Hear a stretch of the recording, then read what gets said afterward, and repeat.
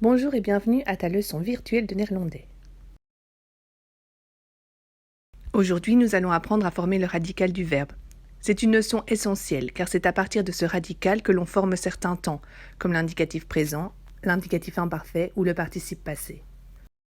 Pour former le radical d'un verbe, il faut d'abord découper ce verbe en syllabes. C'est facile, si deux consonnes se suivent, on va scinder le verbe entre ces deux consonnes.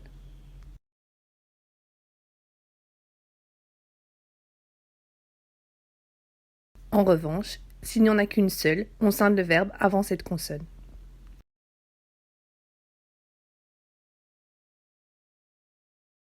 Ensuite, il faut appliquer les règles d'orthographe à l'avant-dernière syllabe. S'il s'agit d'une syllabe fermée, c'est-à-dire formée par une consonne, voyelle, consonne, c'est un son court. Il suffit alors de supprimer la terminaison en, et on a le radical.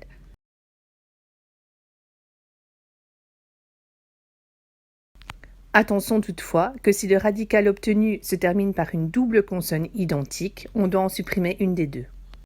S'il s'agit d'une syllabe ouverte, consonne, voyelle, nous sommes devant un son long, et il va falloir doubler la voyelle avant de supprimer la terminaison en.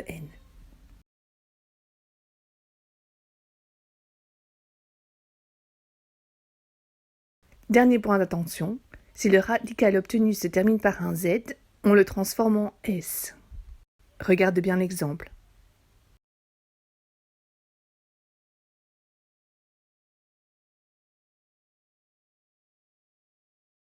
De la même façon, si le radical se termine par un V, on le transforme en F.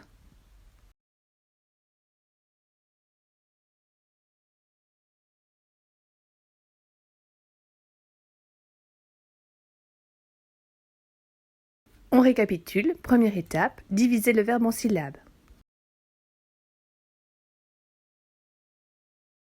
Deuxième étape, appliquer les règles d'orthographe à l'avant-dernière syllabe. Si elle est fermée, on ne fait rien. Si elle est ouverte, on double la voyelle. Troisième étape, on supprime la terminaison en. Dernière étape, on fait attention à la terminaison du radical obtenu. Si c'est une double consonne, on en supprime une.